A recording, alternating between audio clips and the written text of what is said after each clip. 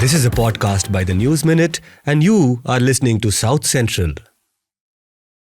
Hello and welcome to South Central, a TNM podcast where we put the South at the center. I'm Dhanya Rajendran, your weekly host, and joining me in the studio is my co-host Pooja Prasanna, the reporting head of the News Minute. Hi, Dhanya. And of course, she is the anchor of our popular show, Let Me Explain. Let Me Explain mostly drops once a week, sometimes twice a week. These days more twice a week. But the good news is that we are expanding the brand of Let Me Explain. It's no longer just going to be the videos which Pooja does every week, but we're going to have written explainers, we're going to have short explainers. So it's going to be a much more bigger deal, right? Let Me Explain. And also we complete 150 episodes this week. Yay! 150 episodes of Let Me Explain. Don't forget to watch. And about South Central, this is a show that drops every Friday. We've been getting some good viewership and listenership on the show. So thank you for that. Do keep listening. We are on YouTube, on Spotify, Apple, etc. And do write to us. I said I will read letters this month. So hopefully by next week, I'll have a stack. It's southcentral@thenewsminute.com. You can praise us, criticize us, abuse us, and I will read as much as possible. So do write in southcentral@thenewsminute.com. Two quick requests. You might be a regular listener of South Central, but that's not enough. If you like our show, if you like what we do, then do make sure more people listen to it. So send the links, go on Spotify, like, etc., etc. And another one, we're short of our monthly target this month. I mentioned this in Let Me Explain episode 2. So if you like what we do, we want to go on the ground more, bring you ground reports, help us do that. So you know what you have to do. One, you can become subscribers. That will give you access to our paywall content too. Or you could also contribute to South Central directly. Okay, Pooja, headlines. Let's start with Kerala. Longer load shedding likely in Kerala as reservoir levels drop. The weakening monsoon has lowered water in Kerala State Electricity Board reservoirs, raising alarm over possible power crisis. Are there load sheddings regularly in Kerala, Tanya? It had stopped. One of the things which the Pinarayi government had said was that they stopped load shedding, right? But it started again. Mathrubhumi has a copy today which says that the hydroelectric reservoirs, the storage has reduced to 29%. That's quite dangerous, which means that there will be more and more power cuts. Yeah, but it's also a good time to look at other sources for electricity, because especially the southern states which depend on perennial rivers can't every year just depend on monsoon for electricity as well. Kerala pauses on high-speed rail, won't repeat K-Rail's mistakes, says CM Satijan. Taken as a whole, the proposal cannot be approved in its present form, he said on a post on X, and he was citing the findings of a 4-member expert committee. This is an interesting headline from Kerala. A BJP councillor from Thiruvananthapuram takes oath inside jail. Sugathan, who is currently lodged in Viyur Central Jail. He was, of course, taken in because of anti-social. What is Kappa? I forgot. Yeah, it's basically a Gundas Act. Gundas Act. And he's there under preventive detention for 6 months. But a lot of, I think up to like 21 councillors were made to retake their oaths because they had breached, there were some violations, they had invoked some deities. So he had to do this from jail. It's like a tragicomedy. First you take a wrong oath, then you go to jail, then you take an oath in the jail. So BJP has made history in Kerala. In so many ways. Yeah, their councillor has taken oath inside jail. Let's move to Karnataka. Bengaluru creche abuse daycare alleges ex-employees staged abuse videos for extortion. The allegations come days after police registered cases against 5 and arrested 2 in connection with the alleged abuse at the daycare. So the company which had got the contract from Capgemini is now saying that 2 of its disgruntled employees staged the abuse and that abuse did not actually happen. You know, whoever is right or wrong, just imagine what is the kind of things that children are being subjected to.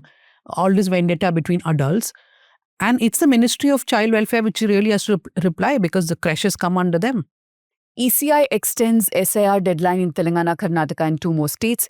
The revision of the EC schedule comes in the backdrop of several booth-level officers, that's the BLOs, stating that they were unable to complete the door-to-door enumeration form process as per the earlier timeline. This is definitely much needed. We've gone on the ground and seen what kind of pressure BLOs are under. So I hope this gives them a little more time and brings down the pressure. Deve Gowda urges Karnataka to scrap Bidadi Township project. He threatens Satyagraha. This is deja vu from Nice Road. In a 11-page letter to Chief Minister D.K. Shivkumar, Deve Gowda has argued that the project would displace thousands of small and marginal farmers, worsen environmental degradation, and place an unnecessary financial burden on the state. So now DKS has said that he will not make farmers leave, but I feel they'll play the same game that they did in Devanahalli. But yeah, definitely very political decision by DK Shivkumar to go ahead with Bidadi project. Let's see how this plays out. But underneath all of this is actually a fight for supremacy of that region, because that's where that's the heartland of Vocalikas. Yeah. And JDS feels threatened because the very existence now depends on that belt. DK Shivkumar being made the chief minister is not great news for JDS. Let's move on to Tamil Nadu. Files relating to the Kudankulam nuclear plant exposed in a data breach, says report. Anil Ambani's Reliance Group, one of the plant's contractors, told Reuters in a statement that there had been partial breach of its data on a server hosted by third-party Indian data center service provider, which is called Yotta, and that the government has been informed about the incident. I mean, So casual. can you imagine how dangerous this is, that the designs of a nuclear power plant is being sold on the dark web. And remember, only a few months ago, the Indian government bulldozed through the Shanti Act in Parliament. The Shanti Act allows private players to come into the nuclear sector. This read with that, I think alarm bells should be ringing. But as usual, I don't know if anything is going to be done. Video shows TVK office bearer accepting bribe from contractor. The party has sacked him as of now. Hours after the clip surfaced, the party expelled N.V. Veera. He's the president of the Mambakam Panchayat Union and joint secretary of TVK's Chengalpattu East District Unit. He's also been arrested. I mean, it came as a big embarrassment for the for the TVK. Because only a few days ago, Chief Minister Vijay had made this speech saying, எங்கள் கவர்மெண்டில் நாங்கள் லஞ்சம் வாங்க மாட்டோம், உங்ககிட்ட யாராவது லஞ்சம் கேட்டாங்கன்னா உங்கள் தம்பி, உங்க அண்ணன், உங்க அப்பா, உங்க அங்கிள், உங்க தாய் மாமன் கவர்மெண்ட்னு சொல்லுங்க. He made a speech. Anyway, but they've arrested the guy. So, looking at headlines from Andhra, Janasena says Pawan Kalyan got surgery in Mumbai to avoid inconvenience in AP hospitals. Sure. As critics question Pawan Kalyan's choice to undergo shoulder surgery in Mumbai, alleging it undermined trust in Andhra Pradesh's healthcare infrastructure, Janasena's digital wing has said that the DCM's hospital visits in Telugu states could cause inconvenience to patients. How generous and large-hearted of them. Andhra sets up COVID-19 surveillance as 2 deaths and 8 active cases reported. 2 COVID-19 deaths and 8 active cases in YSR Kadapa district have prompted AP to set up surveillance and preparedness measures. So, when I read the e-paper that day, the Times of India's, I actually thought, okay, maybe I've logged into some older paper. I was like, 2 COVID deaths. Let's move on to Telangana. This is a ground report by our colleague Janvi. The only survivor of the Telangana killings watched her family die. Rajkumar killed 6 people after being accused in a POCSO case. His own wife and kids were also killed. The minor he was accused of sexually harassing was killed, and her family. He only spared the minor's elder sister Meghna, who was born with a developmental disorder and is non-verbal. So Janvi went to the village. Do read her story. She writes about how this guy who was accused by the parents of this 19-year-old girl, by the mother, sorry, not parents, because her father also passed away, of trying to harass her. He was never arrested. The family members, in fact, openly told Janvi that they knew that bribe was paid to the police. And he dodged arrest. Finally, he got bail. When he was given bail, the court said, look, we are giving bail because he's never been arrested. And now all the witness statements have been taken. No point arresting him. 15 days he waits, and then he does all these mass murders, and then finally he dies by suicide. So it's a system's complete failure that's resulted in these mass killings. Do read that ground report. Last headline for this week, Chief Minister Revant Reddy urges Amazon to invest at least 1 lakh crore rupees in Future City. The CM was speaking after attending the groundbreaking ceremony for Amazon's data center at Future City. Yeah, so Amazon's big data center starting in the Future City. I mean, this comes on in the same week that the New York City has announced a moratorium on data centers because they're saying that the impact, environmental and otherwise, has to be studied, and only then can they allow more data centers. But in India, we are rolling the red carpet and how for all of them? Somebody I was speaking to, and we are planning to put that out next week, the ground report.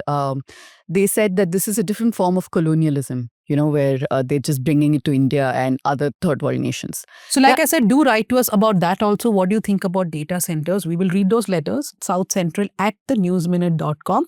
And before we go into our first discussion, Pooja told you that this month we have not met our targets. I mean, it's not like we have very huge targets. We have very small targets, but we have not met that because maybe people are not finding it appealing enough or inspiring enough. But let all that not stop you. Do subscribe, do contribute, because without that, we simply cannot go on doing our work. Okay, to the first discussion of the day, there is a churn in the opposition ranks. We are witnessing a sort of realignment of some parties, allies, and former allies of the Congress now warming up to the BJP. Of course, this has nothing to do with political defections as such, but parties itself moving, or I think both, right? Yeah. Both are happening. So we must talk about whether we are seeing a complete realignment politically in India.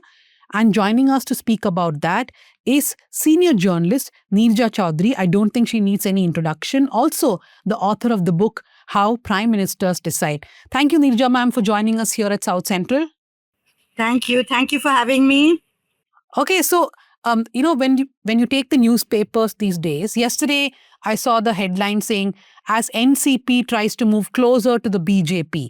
Then by afternoon, we know that, we have known it for some time, but that if the delimitation bill comes with a 50% promise of seat allocation, even the DMK will agree to it. So what are you picking up in Delhi? Is there a realignment where a lot of these people who have been sort of this India faction for almost a decade are now thinking it's okay to be with the BJP, at least on certain issues? I think, we are at a moment when, you put it rightly, major realignment of political forces, particularly in the opposition, is taking place at the start of the monsoon session. The situation has changed even from April. In April, the Women's Reservation Bill as well as the delimitation bill was struck down because these opposition parties stood together to defeat it. Now, three months down the line, the situation has changed. Whatever be the reasons given are different by different parties. Mamata Banerjee lost in Bengal. The TMC is broken right down the middle. As far as the assembly is concerned, 64 MLAs have gone and become rebel TMC. Mamata Banerjee, who's with India, has very few left. 80, therefore 16 left with her. Now, as far as the MPs go, the situation is more critical. It doesn't matter. The BJP doesn't need the TMC in West Bengal, but it does need the TMC MPs in Delhi. So it will have those TMC MPs in Delhi stand with it. 22 of them, 20 of them, 22 is DMK, 20 of them TMC in addition to the BJP NDA tally, number one. Yesterday, Supriya Sule at a press conference said all options are open as far as the delimitation bill is concerned. And that means that if they increase the tally in every house of Lok Sabha seats by 50%, we will support them. Now, this is something Mr. Amit Shah declared in the House in April. I will come back with a new bill in 1 hour, saying that we are increasing it by 50%. I'm giving you oral assurance, but I will bring it in writing. At that time, the opposition was not willing to listen. So 8 of the NCP Sharad Pawar are ready to go with the NDA on the delimitation bill, provided, of course, this is done. This they have anyway said will be done. And then you have the DMK, as you've said. 22 of the DMK, from what we hear, in all likelihood, will abstain in that vote, bringing down the number in the Lok Sabha, and therefore the majority figure also comes down. I think the government is very close to having 2/3 majority in parliament. And if they do manage to get there, and they've been working very hard, then you can expect to see the bill in the monsoon session of Parliament. But what it tells you, the larger question, is not only the passage of the delimitation bill and the women's reservation bill. The larger issue is the realignment that's taking place. Now what you're having and will have is the BJP at 240, its allies, clear allies who call themselves partners in the NDA, old and the new who are joining them. And you will have a new category of parties that will give, may not be formally with the NDA, but for all practical purposes will be supporting the NDA. They will say we will give issue-based support, but in all likelihood will support the BJP on all critical legislation. So I think this is a big change taking place in the polity. And barring one or two parties like the RJD and parties like that, other allies, the regional allies of the Congress party that constituted the India bloc, may no longer be there. We are moving towards a situation when it will be a Rahul Gandhi in opposition to the others. You know, Rahul Gandhi leading the Congress party, maybe it should put here and there, essentially on the other side. With the BJP having got the regional parties, most of them on its side by now. That's a major change in the politics of India. I think the realignment is also slightly because of how Congress itself is now being a little more aggressive, a little more assertive in dealing with their former allies. But what I found interesting is how BJP is dealing with each of these regional parties very differently. In Mamta's case, they didn't offer her anything. There was no carrot. It was just a stick that, you know, either you fall in line or we will take your people forcefully. But I found I was talking to reporters in Maharashtra and they were telling me that this government, the BJP government, has been squeezing the NCP legislators, the MPs so much that there is absolutely no developmental funds being given to their constituency. They fear for their future. NCP is a party that depends on power to keep itself alive. And where briefly we were talking about NCP merging with Congress, perhaps apparently was because, senior Pawar, Sharad Pawar thought that if he didn't do that, if he merged with Congress, then because the MP's number will go up and, those who are looking to jump to BJP cannot do so without escaping the anti-defection law. That is why he, for a brief bit, considered it. But his own leaders, his MLAs, all of them protested, saying that this does not bring us anything because then the BJP will target us that much more and we'll have nothing to offer to our constituents. So they said, we will, irrespective of what you do, then go and join the BJP. So for now, to keep the flock together, they're considering allying with the BJP. For a short term, maybe 1.5 years. And what we've understood is Supriya Sule could probably get a ministry, union berth, so that she will be in Delhi. And meanwhile, Praful Patel and others who wanted to be more prominent in state politics will continue getting a grip on Maharashtra. That is the plan, is what I'm hearing, which is very different, right, Dhanya, from what DMK is looking at. Yeah. Because the animosity with Congress is so much that they're now willing to be a little soft with the BJP. So DMK, what I have been told is that they may either abstain, of course, from the delimitation bill, but One India, One Election is a bill that they may support in the parliament, because apparently they are saying at one point of time, the former leadership of the DMK was also in support of such a venture. So therefore they may support. But I think that any support which the DMK gives for bills in the parliament is, like you said, only because of animosity towards the Congress. But what I want to ask you, Neerja ma'am, is that yes, we are seeing a realignment of parties and MPs moving towards the BJP. But does it also have to do with the fact that some of these regional parties are now feeling impatient? Some of them have been out of power for a long time. Some others see that, that just being enemies with the BJP in the long run is not helping, because they are in power for way too long and therefore they control all the strings. So it is also that impatience. I think two factors are working with the opposition, particularly the regional parties. One is the fear of the agencies, that the ED, CBI, income tax may be unleashed against opposition leaders. The other factor is the development funds, which will be released and may not get released if they don't go to the other side with ease. Now, that's a strange situation to develop, but that's the way it is. So that those two factors, that what I want to do for my constituency, I will be able to do better if I have the money, and if I'm on the side of the power, that's the BJP in power today, then I'm more likely to get those funds released. Otherwise, I will not be able to do that. That's a kind of thinking. And of course, the fear of the agencies is there. So I think a lot of people, and this is true what you were saying, this is what I hear also, that Sharad Pawar's 8 Lok Sabha MPs, if, 5 are already ready to go, and they're waiting for the 6th one to break. If that happens, it's a 2/3 majority. That group will anyway move to the other side. And then NCP Sharad Pawar will be left with 2 people in the Lok Sabha if that happens.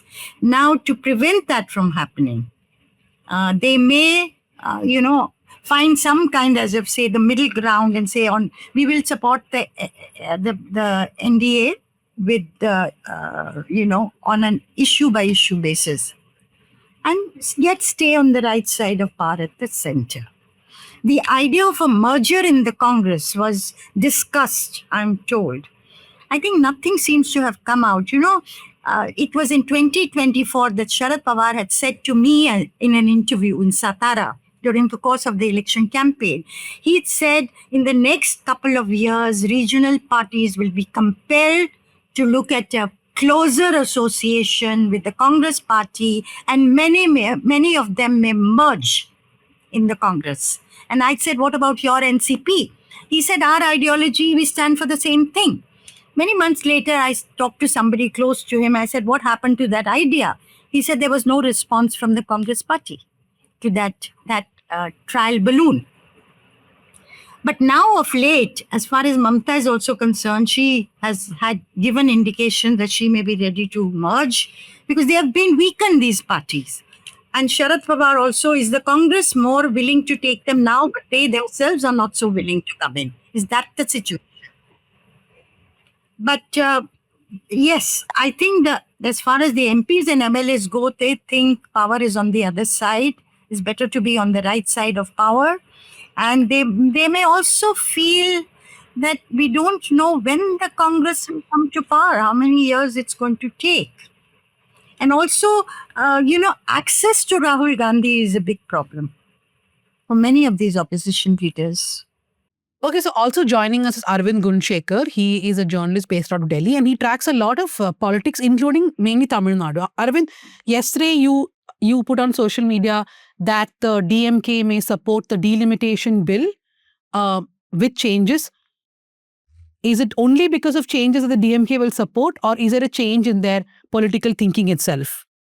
Yeah, so when it comes to DMK, what our sources are saying, that after speaking to few leaders, what they are saying is that previously, when the bill was introduced in the last parliament session, the DMK took a stand even in the parliament that if the government could provide that 50% guarantee, that is the 50% uniform increase across the states, if that guarantee can be given by the government, then DMK had told the House that they are ready to reconsider their decision. So now what DMK sources are saying is that because BJP has reached out to all political parties, and that they have assured that there will be a 50% uniform increase across all states. It won't be purely based on the census, but there will be a 50% increase in seats across the country. So in that particular scenario, if it is written in the draft of the bill, and if it is as per the guarantee that has been given by the government, then they may even go to the extent of supporting the bill, is what DMK leaders are saying.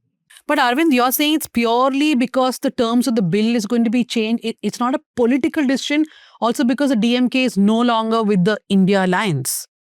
That may be one of the reasons that's evident, that DMK wants to stay away from Congress, and for their own benefit, their own political stability or their own political future, they may consider staying away from Congress. But on this particular issue, on the delimitation bill, because DMK has taken a very strong stand anti-delimitation, because we have seen DMK chief Stalin even going to the extent of burning the copies of the bill in the previous session. So this time they also need a face saver to come out of their own previous stand. So that's where they are saying because in the parliament, in the last parliament session, they have taken a stand that if the government consider giving a uniform 50% increase across the state, so there is nothing wrong, because this time, if you go by the numbers, Tamil Nadu has almost 39 Lok Sabha seats. If there is a 50% increase, that will be a 50% increase for Karnataka, for other North Indian states also. In that particular scenario, DMK is saying that there is nothing wrong. They are not going back on their stand against delimitation. What they are asking for is a proportionate representation. Dhanya, what is also interesting is while we are saying that these parties are going closer to BJP, it's also true they are going away from Congress. And I think depending on which side you're looking at it from, this Congress's renewed assertiveness or brashness, arrogance or brashness is perhaps one of the reasons. Like Neerja ma'am said, that merger of NCP and Congress did not respond. Apparently the thinking was that these leaders cannot be trusted, especially the individual MLAs and MPs closer to elections in 2 years or so. They could still jump ship and go to BJP. So then what is the point of bringing us into the fold is one thing. Second thing is the party thought we cannot grow because in those constituencies where these NCP leaders are strong, our party leaders can never grow. Our cadre can never grow. So what is the point? And also the thinking is that all of these regional parties, including DMK, NCP, Mamata Banerjee, quote unquote, have not allowed Congress to grow. So now they think even if we lose in the short run, in the long run, if we are the only party seen as anti-BJP, that will help us grow from the grassroots upwards. I don't know how much this will translate, but I'd like to know from Neerja ma'am, is that something you're hearing in Delhi as well? And do you think that is a sensible thing for Congress to do? There are people in the Congress, like for instance, during the Bihar elections, I'd gone there in the Patna office of the Congress party, must have been about 40, 50 people sitting there. Virtually every single one of them said, we have to revive the Congress from the ground again. And we don't want alliances because alliances means we have to give away things. And we get nothing, very little in return, which is not true. But certainly their cadre gets slowly decimated. So there is a ground level feeling amongst Congress workers that we've got to knuckle down and rebuild the party from the scratch. And let's forget these alliances and build the party in readiness. If it's 2029 for us, fine. If it's not, if it's 2034, so be it. But let's go it alone. There is a certain opinion within the party that subscribes to that point of view. Now, whether that, if your aim is to defeat the BJP, if that is your first aim, you have to decide whether the revival of the Congress party is your first goal or whether to defeat the BJP is your first priority. So if you're clear on that, your strategy will emerge from it. Because if you want to defeat the BJP, the Congress as of now, today, in power in few states, only in the south virtually, except, junior partner in Jharkhand and Himachal, it's not existent elsewhere or a factor elsewhere. So this is a long way to go on its own. So if it goes for alliances, intelligent alliances, and it could be India, it could be India in another form, it could be another strategy. Let's look at all the 543 Lok Sabha constituencies and one by one put up a candidate that is in a position to defeat the NDA's candidate. It could be that kind of strategy. I think they need to revisit, their strategy, their plan after the recent 3 months developments, which have been rapid, very far-reaching, leaving virtually all non-Congress forces on one side, supporting a powerful BJP in one way or another, and a weakened Congress without allies, hardly any allies on the other side. It's a new situation. It's at one level not a happy situation for any democracy, for the opposition to be weakened like that. But the Congress party leadership will have to, as I say, revisit that. No, I just want to add to what ma'am was saying. In fact, we are hearing similar sentiment, similar feelings from SP also, Samajwadi Party also. In fact, Congress leader Imran Masood, if I'm not wrong, he went to the extent and he addressed the media in UP where he said, we are not running a political party in UP to make Akhilesh Yadav the chief minister of UP. In fact, we want to build our own party in UP.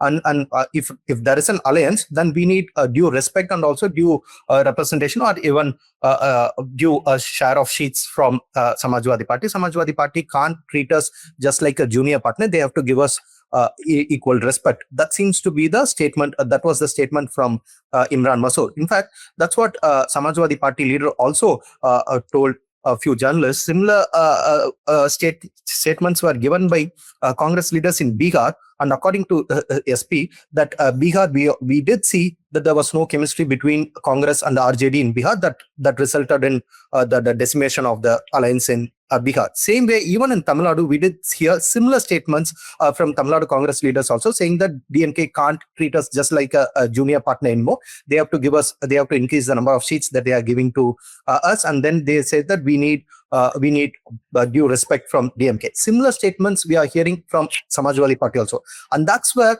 all these opposition parties are feeling. Maybe Congress is trying to flex its muscle because after getting 99 seats in the previous Lok Sabha elections, now according to all these regional parties, now Congress is asking more than what it can chew. In fact, in UP, according to Samajwadi Party, the Samajwadi Party is a bigger player there.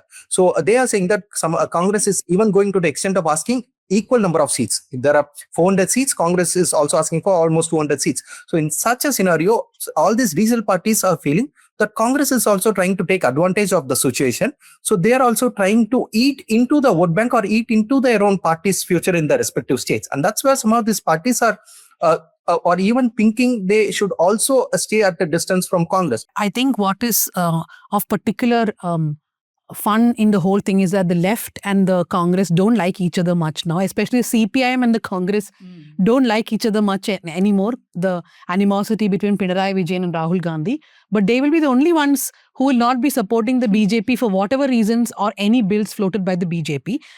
You know, we talked a lot about why the allies, like Arvind was explaining, why the allies feel that, and Pooja also, on why they should not be banking fully with the Congress. But Neerja ma'am, I want to ask you about the BJP. Now, in the last few months, we are seeing the BJP moving very vigorously when it comes to political defections, when it comes to breaking parties, etc. Why? Was there some sort of alarm because Modi Shah actually saw that a bill could be defeated in Parliament, that the defeat of the delimitation bill in Parliament sort of shocked them so much that they are into, let's just get everybody in our basket. And internally, how will this work out for the BJP if they're going to take all leaders from all parties into their party? Why is the BJP suddenly this haste, to acquire a 2/3 majority? I mean, they've always been keen to get numbers on their side, but in the last weeks, we've seen a hurry. Why so? A lot of people are asking that question. Is it only to pass the delimitation bill and the women's reservation bill? Is it only to pass the one nation, one election bill, which may not come in this session? It may be taken up in the winter session. I think they'll first go with the delimitation bill to see how they fare. Or is it something more than that? Of course, given the uncertain times we live in, this is not to say that the government, BJP is not politically stable, and it is, but we live in uncertain times as far as the neighborhood is concerned. We live in uncertain times as far as global order, a new global order coming into existence is concerned. And India has been navigating a difficult situation.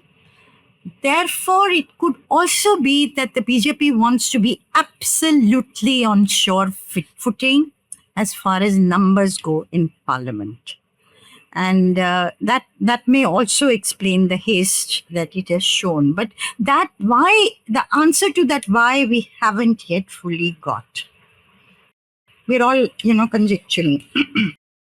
What is your theory, Arvind? Why is the BJP in such a hurry? It's not just for the bills.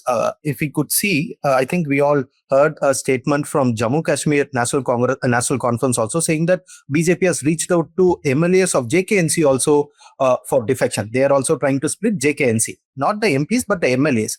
So what I feel is it's not just for the bills. If it is only for the bills, they should go only after the MPs, but they're also going after the MLAs.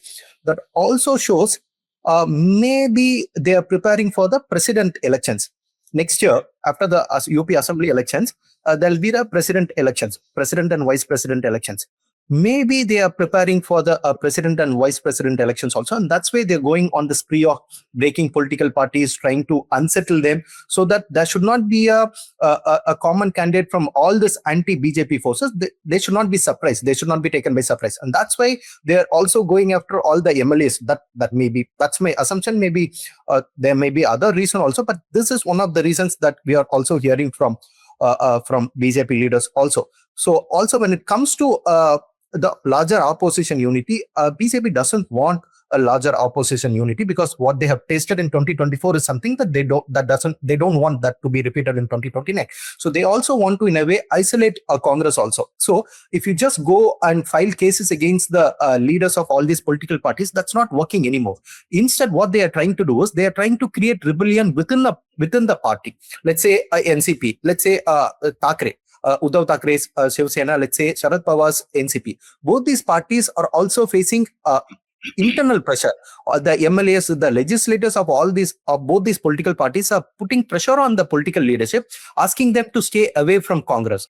The Congress might be, in fact, helping BJP in that sense, because, the way they're treating Mamata Banerjee now, saying that first apologize for moving away, splitting away from Congress, the way they treated DMK, the statements that have come after that. It's almost like Congress wants to isolate itself and then try to be the big brother. It's okay, all of you can go to the BJP. To have India bloc since, 23, and you don't have a leader.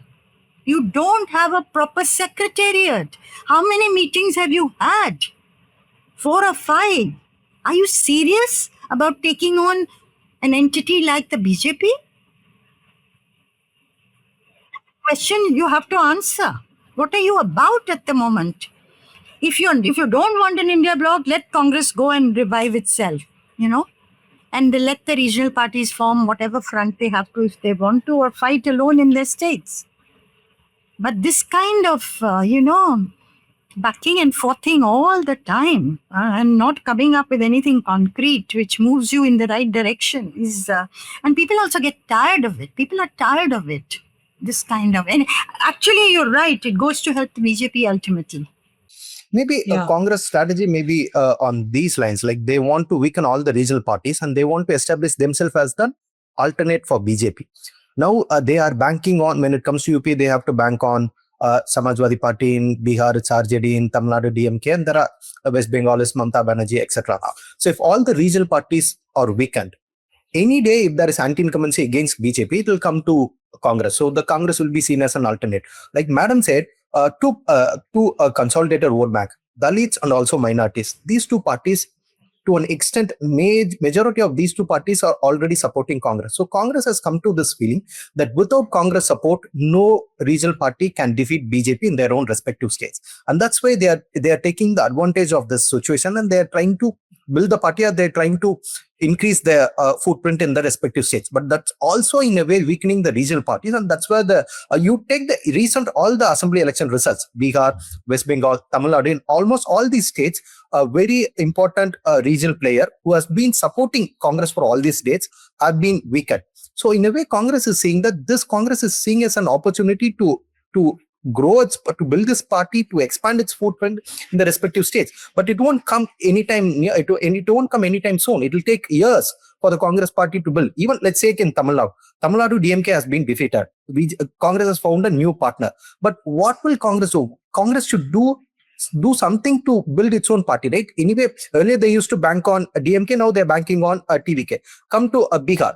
Bihar RJD has been weakened. But what is Congress doing to build its own footprint in Bihar? Go to West Bengal. Mamata Banerjee has been defeated. But what is Congress doing to build its own? Congress is not doing anything in any of these states. So what they are thinking is that at some point there will be anti-incumbency against BJP. And if there are no other regional players, people will have no other option to vote for any other political party, and Congress will be the only political party to be voted. For that, it will take years to come. And I don't know, maybe Congress doesn't have a strategy, or Congress' only strategy is to ensure that all the regional players are weakened, so that at some point in life, Congress will have a chance. I think some point in life is a very, very important phrase here, because it cannot be immediate. I mean, I'm a big supporter of regional parties because I believe that regional parties are necessary to voice the sentiments, the demands of particular regions. And I wouldn't want to be a regional party at this moment, because on one side you have the BJP, which will go to any extent to break you. On the other side, you have the Congress, which is undecided and does not know whether we should stay together, fight elections, etc., or whether they should also behave like a BJP and try to break you. In fact, the last India meeting, they decided at the end of it, they will have more coordination meetings. I think Supriya Sule was one of the people who was supposed to be in this monthly coordination meetings that they would have. And imagine now Supriya Sule herself is saying that we may support delimitation bill. That's the state at which the alliance is in. And I think Rahul Gandhi's line in that whole meeting saying that I cannot and will not hug Pinarayi Vijayan, and also simultaneously breaking away from the DMK in Tamil Nadu, showed that Congress is not ready to appease or be friendly with allies beyond a certain extent, that they now want to assert themselves. Yeah. But like what Arvind said, what is Congress doing on the ground to assert itself? I want to end by asking Nirmala ma'am, you've obviously covered politics much more than all of us have. I think one righteous anger which people feel is when a lot of these people, from parties which are against communalism, etc., they move to the BJP.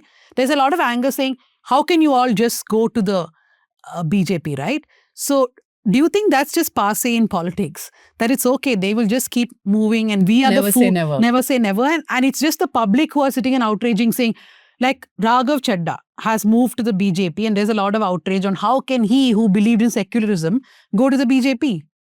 This happens when power is the ideology. Power and power alone becomes the ideology. So it doesn't matter. If that is the case, how does it matter? Wherever there is power, I go there. Wherever there's opportunity, I go there. It's not that I stick to, what I believe in or believed in at one time. So I know I don't want to sound cynical, but India is changing very rapidly, and all of you are very young, and the future is yours. But can you really rebuild India on this transactional basis alone? These are questions that will have to be answered. Whereas, there are hard political realities to contend with for every politician. Not easy. And it is not what appears on the surface. There are many more factors at play, many more pressures at play. But having said so, are there not going to be people in the country who will say, enough? We want something different. I don't know the answer to that. I think there are still politicians who believe in their ideology and will stick to it. Though, of course, power becomes a transactional problem because their parties have to survive. Yeah. The system has to survive. Therefore, they have to make certain compromises. So, that's true. There are still people who are there. I agree with you. In all parties, there are people who still stick by. Yeah, but they're a dying breed. Yeah. They are a dying breed. So with that very sad thought, we will finish the first discussion. Thank you very much, Neerja ma'am and Arvind, for joining us. Okay, so now to the second topic, away from politics to something very, very important and something very close to us. It's about what's been happening across different states when it comes to child sexual abuse. Joining us from Chennai. So we invited one person, Vidya Reddy from Tulit, but Vidya rightly said that her entire team should come for this podcast. So Vidya is there along with her team members on South Central this week. Vidya, thank you for joining us. And along with her is Sanuti, Suresh and Subhashini. Thanks, Danya. That's very kind of you. Yeah, so really a lot of... Actually, special thanks to both Sanuti and Subhashini. They got exactly 10-second notice. So we appreciate you joining us. Yeah. So Vidya, a lot of things to unpack really, but I want to start from the state that you operate out of, which is Tamil Nadu. One of the headlines which caught my attention recently is the new government saying that they will have a sex offenders registry. What are your thoughts about that? And this is not the first time we have heard such ideas being floated around, right? So first of all, it was not the new government who said it. I want you to be corrected on that. It was the IGP South Zone who said he would do it only in the South Zone. So there's a vast difference. And that itself, the fact that it only has to be done in a few districts, it shows how myopic the idea is. So you're only going to keep, first of all, I mean, the idea itself is quite silly for a whole bunch of other reasons. But then are you going to say that the sex offender registry is only going to be limited to 10 districts? Makes no sense. The idea of a sex offender registry, as I said, basically has its problems. The very fact that you say it only is in 10 districts also shows, I don't know, whatever reasons you want to do it that way. It makes no sense at all. But what is your fundamental opposition to a registry itself? It lulls you into a false sense of security. Let's understand one thing. Not more than 12% of people who have had sexually abusive experiences as children ever disclose abuse. So when I say disclose, I might tell a friend, I might tell a sibling, I might tell, somebody, just as a matter of, this happened to me. Now, of that 12%, not even 1% actually gets reported to authorities. So we are kind of lulling ourselves into thinking that we know who offenders are, the ones who get reported. And the problem with the sex offender registry is that they're not looking only at, from what I could gather from the media, is not that they're looking only at convicted, but they're also looking at those who are just been on an FIR, registered as an accused, which is a problem. So even if 1% even get reported, what are we trying to say? That we know who these offenders are, and how are you going to keep track of all these people? Where is the human resources, considering how ham-handed police investigations of sexual offenses are? I think the resources would be better deployed if you actually invested in proper investigation and with the training of the HR involved in those investigations, in the scientific aids involved in that investigation, then trying to keep track of people. I'll give you 2 incidents. This happened last week. So there was an incident down south where a grandfather is supposed to have abused his granddaughter, and the mother knew about it. The girl told the mother warned him about it, but he persisted, and then the situation came to light when the girl became pregnant and had to go to hospital. So till the time the mother knew about it, the time it got reported as a case because she went to hospital, what happens to this offender? I mean, it's what happens to the sex offender registry. I mean, it flies. Then there are any number of schools where an offender, if a child accuses someone of having behaved in some way sexually inappropriate with them or abusive to them, the school usually suspends the person or just dismisses them, and the person goes to a new school and gets a job. And you just get a new bunch of kids to abuse. So then where do you know your offenders there? So I mean, this is a larger discussion on sex offender registries, but it has been shown both in the the US and in other countries who've done it. It's not really been productive at all. It hasn't brought down the crime, sexual crime against people at all. I think the thing which really is important is the certainty of a justice system which works. An average POCSO case takes about 2 years. So, I mean, if a child was abused at, say, 7, and then you ask them at the age of 9 or 8.5 or whatever to come and give their chief examination, isn't it like, scratching a festering wound? I want to persist on the sex offenders register, like just one more minute. Sanuti Subhashini, first thing, do you agree with Vidya's thoughts that yes, a register does not make sense? But when we are reporting, like for example, when we put out a story saying that there has been a case of rape or a case of sexual assault or harassment of a child, a lot of people just want to know who is the person behind it, right? Which is also that outrage which leads to people saying, let's have a registry so we know. Now, there is a big problem, like Vidya pointed out, when you have a name of all the accused, because you don't know who's going to get convicted. The next question is, why can't we have then a registry of convicted people, not accused? What are your thoughts? So, I mean, Vidya and I are on the same page with respect to this, in the sense that Subhashini Hode is here as a Subhashini. But then I feel, apart from the fact that, yes, it lulls us into a false sense of security, while, say, logically speaking, if we were to have a list of convicted persons, my problem at a conceptual level, like I'm not going into the details of how you're having juveniles on the list, you have like people with of homosexual crimes, some weird listings are there in this particular one. Okay, but apart from that, conceptually speaking, you are trying to create an idea of an us and them. when actually everyone is potentially someone who could have abused. So this idea that, oh, there are these people out there creates this narrative that we are not those people. And that means we don't have to look inward at all. So it's always someone out there who has done something out there. And that's not helpful when we're trying to really address a problem of this kind. And another thing, Kanya, it's against all human rights. At a larger level, it's against all human rights. And I want to tell you something, since you said specifically about the state I work in. Our state is extremely forward and progressive when it comes to addressing sexual offenses.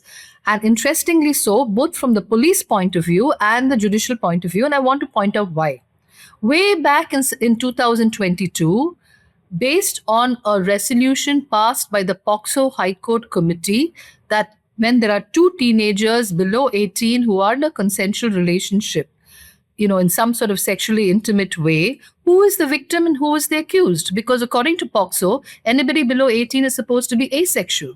So the POCSO High Court Committee, in all its wisdom, said, in those cases, it doesn't make any sense to arrest the person, and we should think of other ways to deal with it.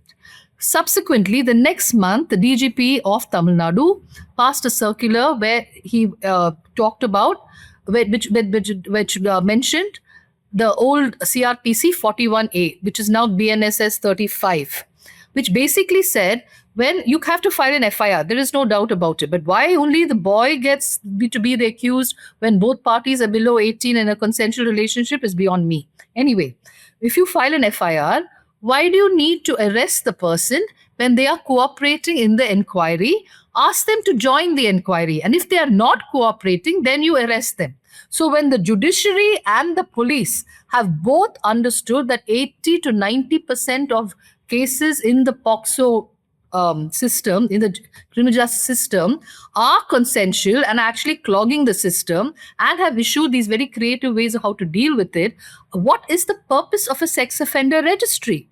So if I was, say, 17 and I got married to a 19-year-old man and he gets booked under POCSO, then you want my child, and you want me to let people know that my husband and the father of my child were on a sex offender registry? The former DGP of Tamil Nadu, way back in March 25, in August 24, sometime around that time, he said 854 cases, and it's on record, 854 cases of the POCSO cases are registered by third parties when the kids come to hospital to have a delivery or a pregnancy checkup. And then they find out that they are below 18, and then they register a case. So the families themselves don't want to actually register a case. It's because there is this whole idea of below 18 that you cannot have sex, that a case is registered. And they usually rope in the social welfare extension officer or the rural welfare extension officer or somebody like that. Now, what is the point? What is the point? And then we have another strange system, and I don't know whether it's following in other parts of the country, and I hope not. That if you had a baby when you were 18 years, 6 months, they say, oh, so you actually were in some sort of sexually intimate way that you were able to conceive when you were below 18. And then they book you. So they count backwards. I mean, how much is this witch hunt going to go on? More than 90% of the offenders are from the family or from people the child and the family knows. Now, knowing that these people's name is going to be on the sex offenders registry, and for how long, for God knows, I don't think a lot of people will come forward. Already the reporting is very less. All the cases that we are dealing with is just a bit of the cases, right? It's a fraction, yeah. Fraction of cases. So after this, if the sex offender registry is going to be on, then I don't know how many people are going to come and report it, because of course their names will be on the registry. So Vidya, the point that you were making, Enfold Proactive Health Trust, which is based out of Bengaluru, they had done a study, I think 2 years ago, in which they looked at 7,064 cases which were registered under the POCSO Act in Maharashtra, West Bengal and Assam. And their study revealed that 23.4%, which is 17,000 cases, were actually romantic affairs between teenagers. This is something that we have done a lot of reporting on. I think Rukmini started the reporting on this in The Hindu many years ago, where everybody has effectively looked at, Shivani Kawa, my colleague, also looked at a lot of cases in Karnataka. But so I feel people don't take all this into account when they just clamor for a sex offenders registry, right? Because these could be young men who were in relationships. Who are still in relationships, who are still in the same relationship. Of course, then people within your family, which, like Subhashini said, could deter the family from complaining because they are thinking if we complain about our father, uncle, or grandfather, they will be in this registry. So I hope that for a lot of people listening, Vidya and her team are people who work with children on a day-to-day basis. So they definitely have much closer link to reality, and this is what they're saying. So do give a thought if you have ever supported this whole idea of sex offenders registry. You want to add something? No, I wanted to get your comment on a news report I read a couple of days ago, which said that the Tamil Nadu Commission for Protection of Child Rights has been dormant for about a year. It was due for an administrative rehaul. It doesn't have an administrative head. Now, I want to understand from you, is this a matter of concern? And how would it impact, if it is a concern, not having an administrative head, how would it impact how cases are dealt with, guidelines are given? Does that make a difference at all? So, Pooja, let us understand what the whole Commission for the Protection of Child Rights Act is about. When it was being formed, all of us lobbied very hard for it to be like the NHRC, which has far greater powers. This, to me, was just a tick box to show the UNCRC that we had a ombudsman, we had a commission for the child rights. And successfully over the years, like a lot of our public institutions, it has become very diluted. It's a parking place for political appointments. Not just the state, I'm even talking about the Central National Commission. So, frankly, as somebody who has been working on this area for the last 20 odd years, I don't put much store at all in any of the commissions. They're just there. I mean, but it's like tokenistic. One commission which certainly did a lot of work was the first National Commission, first group of people who were the National Commission did a lot of work with Shanta Sinha, Neena Naik. And the Delhi Commission during the AAP regime also did some very interesting work. But I cannot say the same thing. The Assam Commission, it all really depends in bits and pieces. You don't really look at the commission as a guiding force, as a place where you can take your complaints, nothing. I mean, if you're asking me for my opinion, I have absolutely don't put any store for commissions at all. And one more thing I want to ask, you all interact with the police quite a bit, right? Subhashini, Sanuti, all of you. I mean, you are all part of sensitizing the police force. I have strong issues and problems with the word sensitization. You either have sensitivity and empathy or you don't. And I don't believe in sensitization training. I would just like a police force which is efficient, which it deals with situations with industrial style efficiency. So let's leave out sensitization from this. No. So why are they not efficient? I definitely think they should be sensitive too. But yes, if you don't agree, what do you think is that gap? Why are they not becoming efficient? See, I think sexuality by itself is a very difficult topic for people to deal with in India. It sounds a bit strange considering one of the most populous countries in the world, but that's a different reason perhaps.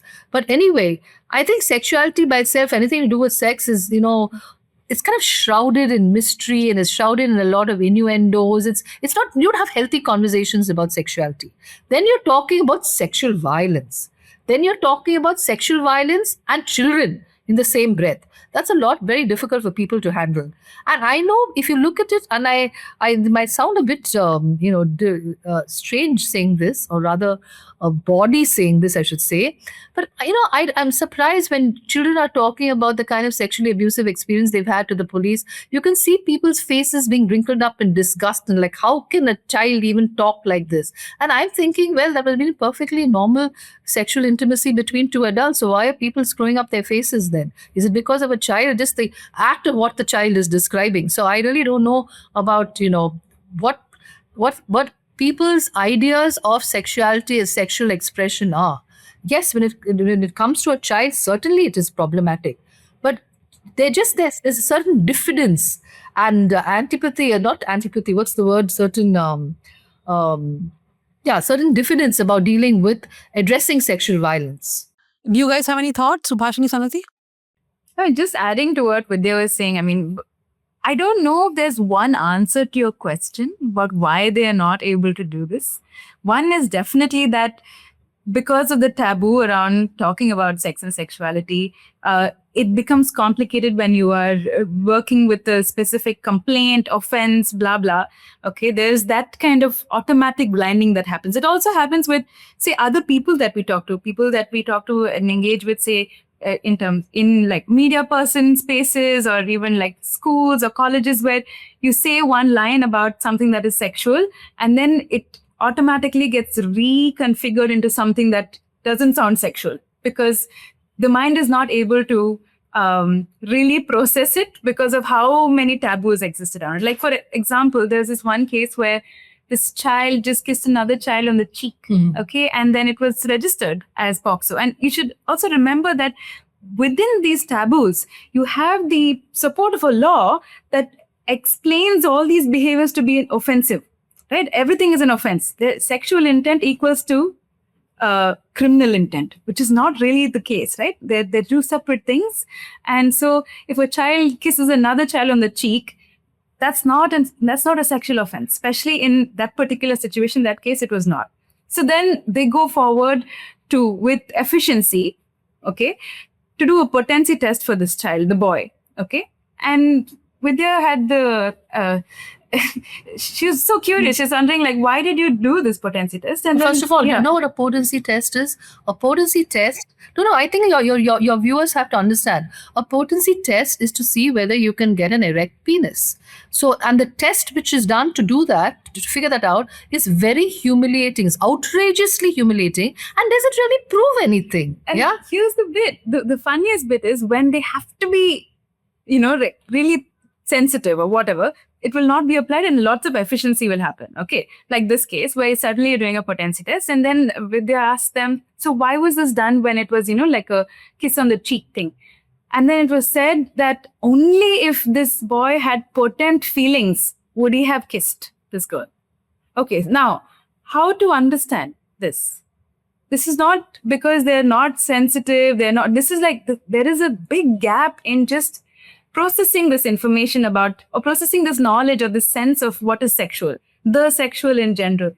So, yeah.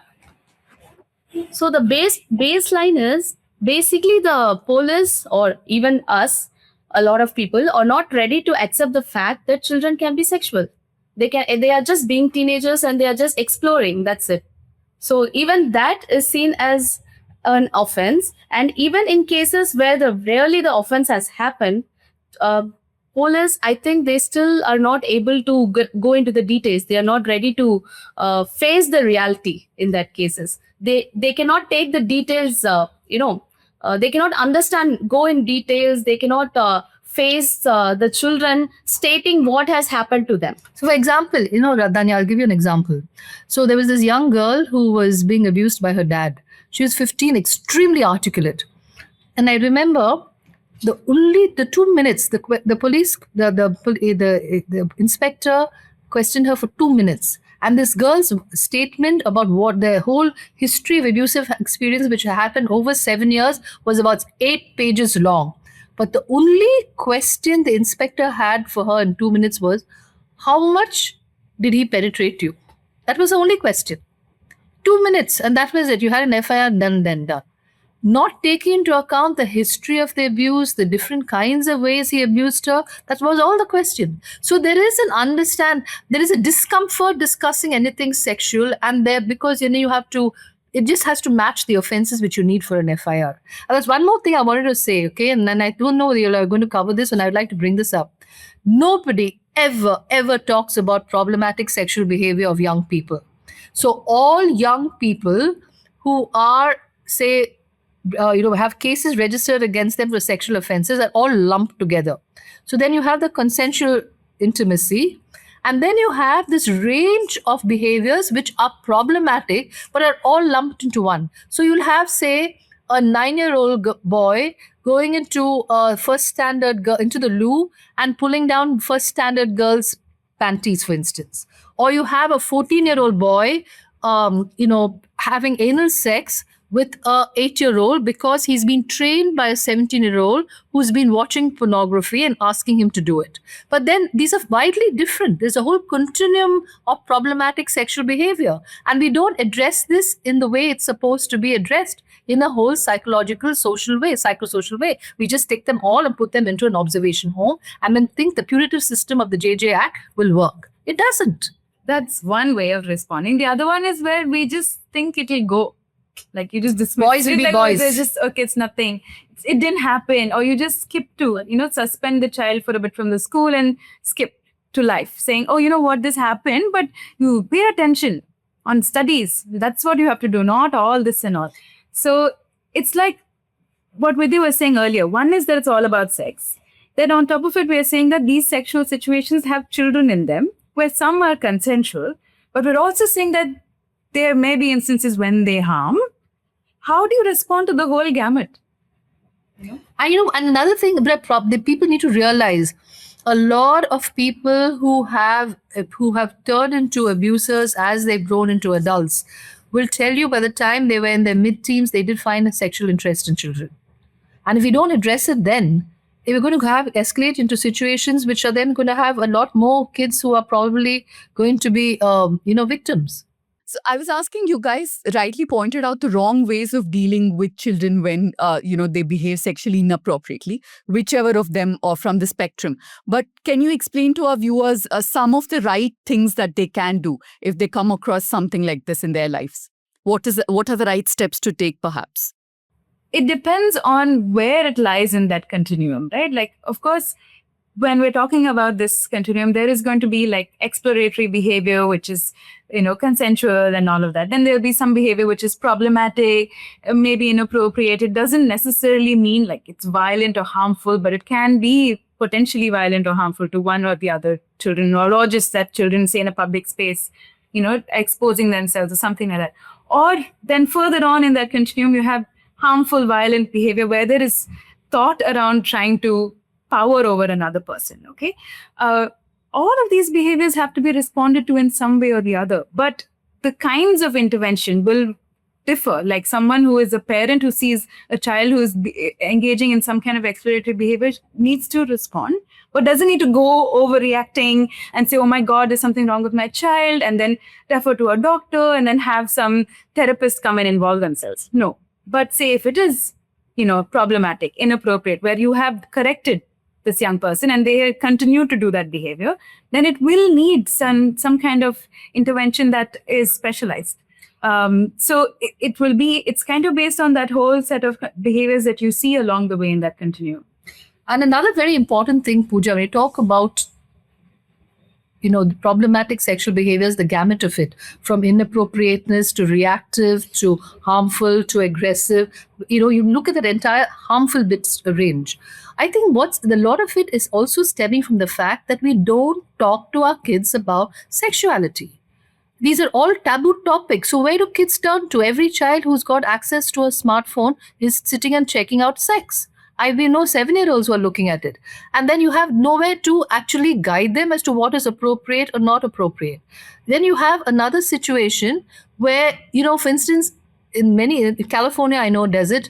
I know the UK has a program where they actually talk about pornography to children. And I think people are lying through their teeth when they say that none of them have ever seen pornography. It's almost a rite of passage now. So, but what are the kids understanding the inappropriateness of it, the unrealistic aspects of pornography? Maybe I'll even go to the extent of say, in some cases, the exploitation aspect of it. But the kids grow up with a very unrealistic idea of sexuality. That's one. So my first thing would be is for parents to understand that we live in different times. Kids have access to information, and the best people to talk to them about this is themselves. Not asking the children to rely on peers or to rely on the internet, which is probably going to be inappropriate and inaccurate information. So have these open conversations. That helps a great deal. Tanya can tell you about her conversations with Vedu. Sometimes I'm shocked by what he's watching. Then I remind myself, okay, he's 15. He's going to watch all this. Either I have a conversation or I don't. But I mean, okay. Vidya, when you're talking about children who actually can articulate their problems, I was thinking about a couple of cases I've covered over the years where the child will very categorically tell the court or the police what is the kind of crime that was inflicted on them. And when it comes to court, it would always be said, oh, somebody's tutored this child. Otherwise, how would a child articulate it so well that is exactly what happened to me? No, I must tell you this. So, I don't know how much of editing you could do on this, but I'm going to tell you this. So, I will tell you one of our youngest cases, how she described what happened to her and how the police recorded it. Okay. So she said, Uncle KK took something out of his trouser, and she was triggered by this memory when she was playing with her little Lion King Simba doll, and she held up the paw of the doll. And then she looked at her mum and she said, Uncle KK took something out of his trouser and put it in my mouth and told me to bite on it. And then dirt came out, and then hair came out, and I said, Thoo. And then hair came out. Okay. The child was very, very graphically certainly explaining oral sex. The police just brought it down to 2 sentences which no child of that age will even be able to know. That the fact that he took out his penis from his trouser and put it in the child's mouth and made the child suck on it. I mean, the child wouldn't even know the meaning of the word suck, man. She wouldn't even know what, but this is the kind of language that the police. So we need to understand one thing. How children talk about things and how it is brought down to dry courtroom language is completely different. The way I describe it now, it can be extremely disgusting to a lot of people, but that's the way children, because they have such limited worldviews and references, will talk about it. So honor that disclosure the way it is given. Don't bring it down to the way we adults will talk about something. And then later in court, the defense will hold on to these terms and say, oh, but the child did not say penis. Or they'll ask the child, what is a penis? Say this, use this language when that's not the language of the child, right? So you are then checkmating this really young person with their own experience in a courtroom. No, so what I'm saying are of children who are able to articulate, there the court will suspect as to how they're able to use the language. And in other cases, their language is correct. And now talking about courts, I think I'll ask one more question and we'll wrap up the discussion. Vidya, you must have read this court judgment. I mean, I'm still thinking it's fiction. The Indian Express judgment, which we both discussed about from Hyderabad, the DNA matched, but the family turned hostile and so they acquitted the guy. Yeah, I mean, imagine there is a minor who was pregnant. The DNA is matching the man's, but miraculously the court has acquitted him. I wouldn't use the word miraculously. I would say in extremely silly fashion, the court. That case will definitely not, when it goes to appeal, they'll definitely convict him again. How can we, if there was no scientific evidence, I will 100% say the guy will get the benefit of the doubt. Here there is irrefutable scientific evidence, and the girl committed suicide. She jumped into the Himayat Sagar lake. It's there. So, I mean, I'm really horrified. I want to see the judgment order to see what was the reasoning of the judge. Because people turning hostile when you have scientific evidence, I mean, it just doesn't wash. But Danya, one more thing you need to understand. There are judges. I called her Ramya again. No, correct this. You didn't just call her Ramya. You said Dara Bara Bara. So for the audience, for many, many years, Vidya has been calling me Ramya, Ranjita, Danya. She will call me whatever she wants. So we maybe forget what I wanted to say.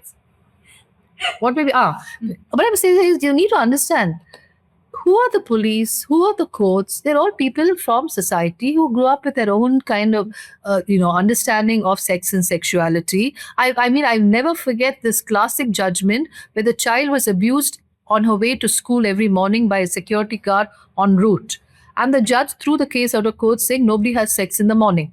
Now, there was a different aspect that I thought poor judge didn't have a very healthy sex life. That's a different story. But my point is, this is the understanding of the judge on anything to do with sex. It's sad. And this is the same way. I don't really blame people, but I think people in positions of authority and power like a judge should be a little circumspect in the way they come up with these kind of orders. By the way, there are two things you've not covered in your whole thing.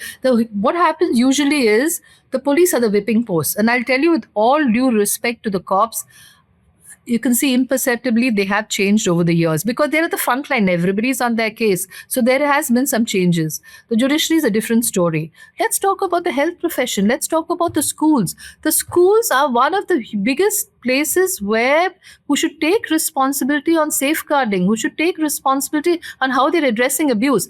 Danya, one thing you need to tell your viewers, and this is very important. Any place where children congregate, you are going to have people who chose jobs which give them that kind of close proximity with children to abuse. They are called professional perpetrators. Not that they make abusing their profession, but they choose professions which give them the guise and the proximity to abuse kids, which is why schools, NGOs, coaching centers, all these sports camps, anything which has a lot of contact with children, you should be extremely, extremely careful as to the kind of people who you hire. What are the kind of not background checks, by the way, which is another thing, but SORs. This whole thing of police verification, what a joke it is. I got my passport before the police verification was done. So, I think it's really important for people to understand that you're such a nice person running a good school. No, I think it's very important to understand these kind of places where they are. So to me, safeguarding in schools and how the health department addresses sexual violence is also very important.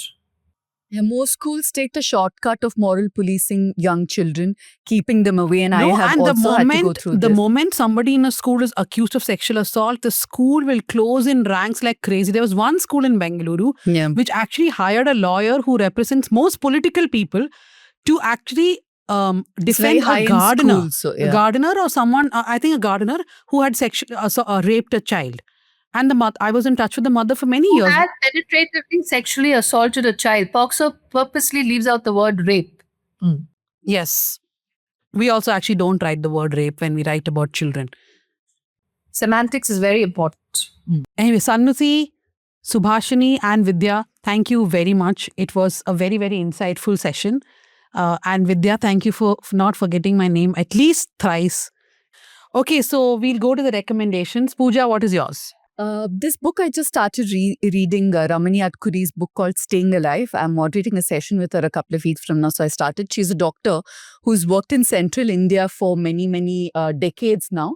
And this book is about her experience dealing with people from remote rural areas, tribal areas, and their struggle to access medical treatment. And she's also, apart from, of course, looking at malaria and other such diseases, she's also focused on women and how much more difficult it is for women to access necessary medical treatment. So that's my recommendation.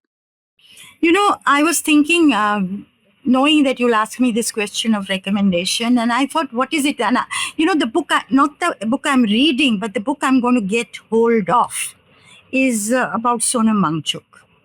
This book that came out last year, Ladakhi Unfinished Struggle by Abbas Ali. And it is about Sonam Wangchuk's movement, about him, the innovative work he's done for education, for environment. And his at the moment hunger fast, which is into the 18th day today, much to the worry of a lot of people, hasn't been able to make the kind of impact that one would have thought might have happened. At least might have happened 20 years ago, 15 years ago. It is not happening today. And I'm not interested in Sonam Wangchuk as somebody opposing Dharmendra Pradhan, demanding his resignation, opposing the NDA, or standing with the cockroach Janata Party, opposition leaders piggybacking him. No, I'm interested in the man from the peripheries of India, out there in Ladakh, injecting political energy, things that we've been talking about. I will protest because I'm hurting. Government of India, listen to me. That is going out of our politics and importance being given to it. And I think somewhere the importance of Sonam Wangchuk for me, I'd like to read this book and get hold of it from Amazon, is that it's a recent, thing I've been, I'd like to know more about this man, what he's all about. I'm going to recommend a series on Netflix. It's Unfamiliar. It's a German spy thriller where a couple who trying to bury their past and trying to rebuild their life, but a Russian agent and a spy are coming to Berlin and trying to expose everything. So it's a good a spy thriller, a German-based spy thriller. That's my recommendation. There's this movie called Doubt. It's really interesting, especially in the context of what we're talking about, sexual violence and systems and institutions of power, and how adults sometimes fail to do what they're supposed to do and sometimes don't. So, yeah. And the question of I doubt what very interestingly also brings up is the kind of he said, she said, I saw, but I think it meant this. The whole confusion which usually shrouds sexual abuse from actually being taken very seriously. You know, if you look at it, we're all the time trying to mitigate and to trivialize and minimize when children talk about it because it's so unbelievable to most of us. You never think of it, take it as seriously as it should. But There's also a movie called State versus Nobody. Quote. State versus Nobody. Telugu film. Telugu film. It's about teenagers in a romantic relationship and how this POCSO Act sees them. So, Doubt, Court, and The Hunt, all three should be watched together to really kind of understand it because of the complexity. Yeah. And I can tell you a whole bunch of movies which you should not see because they give you a terrible idea of what child sexual abuse is about. We don't have that section. We don't have that section, not recommendation. Okay, my recommendation is a series that journalist Rajshekhar has done for The Wire. It's on energy and India. It's a 3-part series, very, very detailed reporting, which has taken him months. He talks about how India's energy sector is placed and why the Modi government, which talked about clean energy and renewable energy, etc., has made India more dependent on carbon fuel. So do read that investigation. So yeah.